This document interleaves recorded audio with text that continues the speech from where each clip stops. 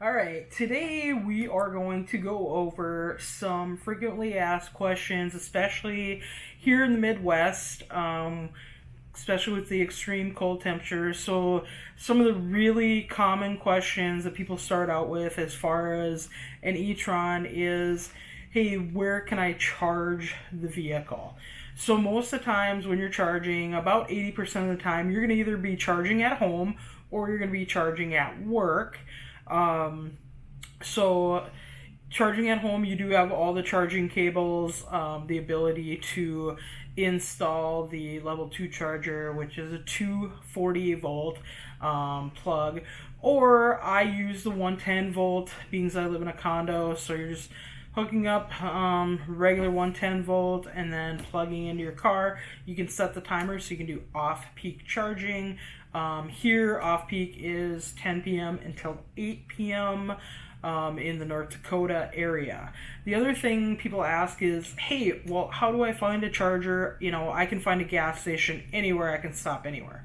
So part of what you're going to want to do is you're going to want to educate them on some of the different apps or websites as far as like ChargePoint, EVgo, Blink Network, PlugShare, showing them how to use the app, how to map out a trip, or show them in a car as far as you could put in an address and then it's gonna you can select and it's gonna push you towards certain chargers or show you charging places along the way.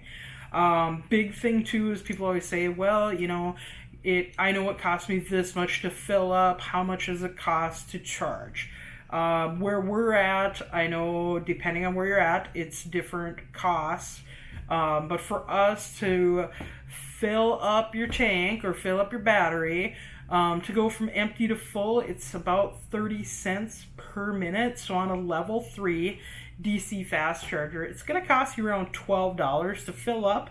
A little less than that if you're going to do at-home off-peak charging. Also depends on what electric company you're using as far as that. We only have two choices here. The other thing we're kind of looking at is people always say, yeah, but what are we going to do when it's extremely cold out? Is this thing going to start in the winter? Actually, electric vehicles start way better. It's less abrasive on the vehicles in colder temperatures than a combustible motor vehicle. The other thing you're going to look at is you're going to see, if it's kind of maybe that 10 degrees, to 32 degrees, you're going to lose about 10% of your battery power on that, depending on what you have turned on. If it's very extreme and it's close to that, 10 below, 20 below, and for us, we can get a 30, 40 mile an hour wind in the winter as well, you could lose up to 40%. It also is depending on, hey, do I have the heat on full blast, the fan on full blast, and the heated seats? Am I charging my phone off my car? It's all the energy use I might be taking from the car. Also, in those extreme weather conditions, we're really just going to and from work, maybe the grocery store, if that. We're not really traveling just because it's so extremely cold. The other big thing is, hey, where can I get this service? Like, most people don't know anything about them. Oh, everybody says it's a big computer. I don't know how I would service it.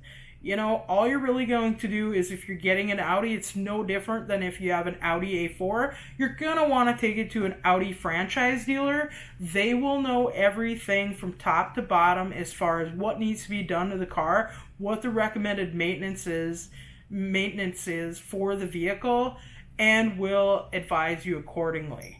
Again, Tana from Audi Fargo.